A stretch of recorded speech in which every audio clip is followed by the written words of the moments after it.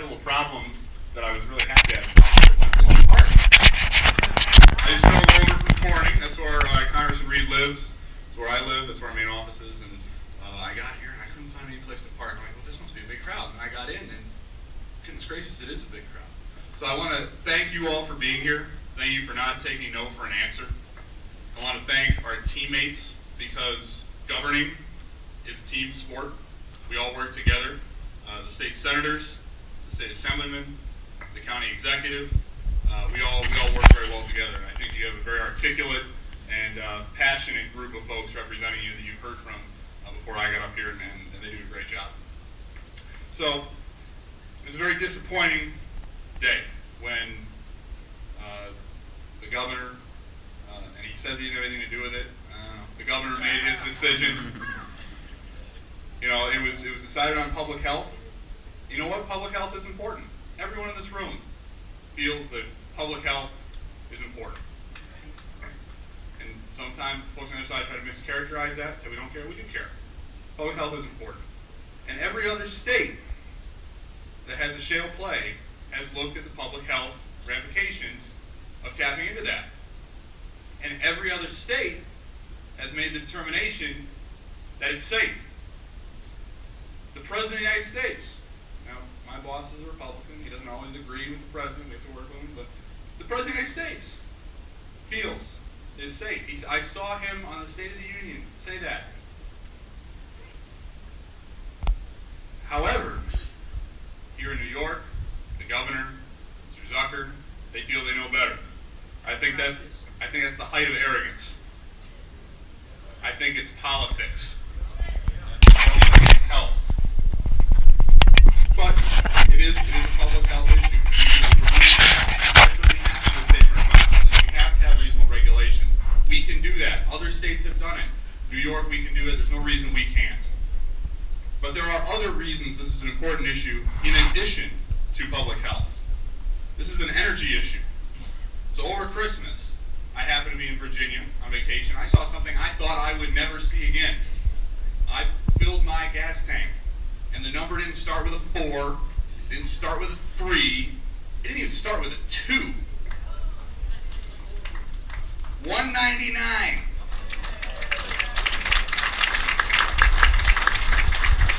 That doesn't happen by magic.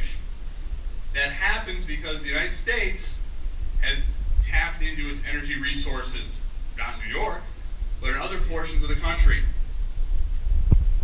That's a real impact on our energy security, something we've been talking about for decades, trying to be energy secure, energy independent. We can do it by tapping into our resources. And when we have an energy issue, we also have a national security issue. We see those prices, the low prices that we're able to pay at the pump. And we're seeing that not only because of what we're dealing with here, but we also have a situation in the Middle East. That should drive the price up. When you have ISIS taking over sections of the Middle East, that should drive the price up. It doesn't. And the reason is because we have the resources here now. And we have to be honest with ourselves. We have in the past had to engage and spend blood and treasure trying to protect some of those natural resources. We don't necessarily have to do that going forward. It's a national security issue. Energy independence keeps us safe, keeps our men and women in the armed forces out of harm's way.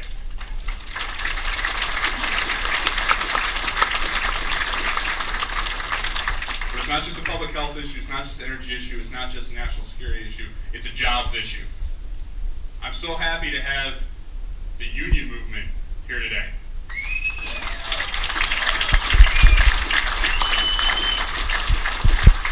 And I thank the Joint Landowners Coalition for inviting us. We also had some of the unions reach out directly to our office and invite us to come.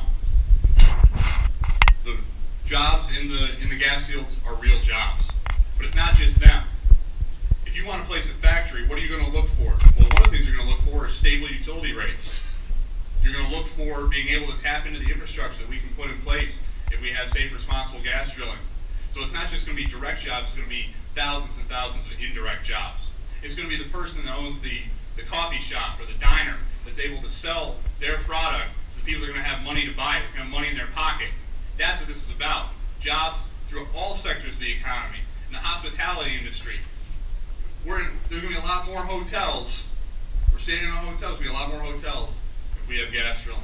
We're going to have everybody impacted. It doesn't just affect the few. It affects the jobs and livelihood of every sector of the economy. And last, it is a property rights issue.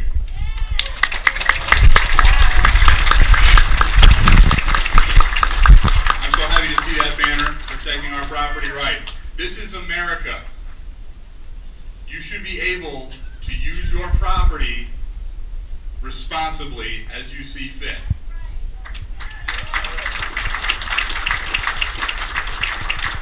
If you own the mineral rights to your land, you own the mineral rights to your land and should be able to access them.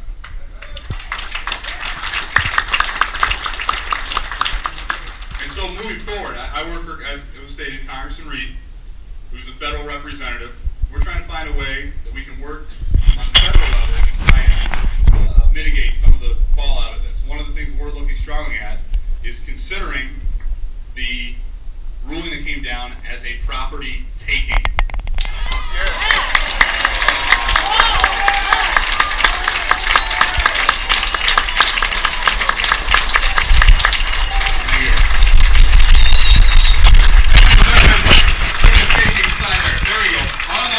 Government taking is tyranny. So thank you, sir, for having that sign. So that's what we're going to be focusing on federal legislative efforts. Someone diminishes the value of your property without your consent, you deserve to be compensated.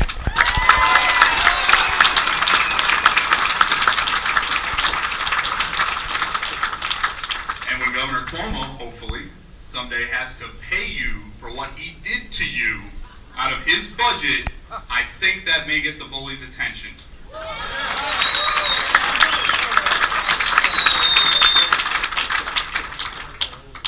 So, in closing, I know you're frustrated, I know you're angry, and there's a lot of folks in our area that are poor.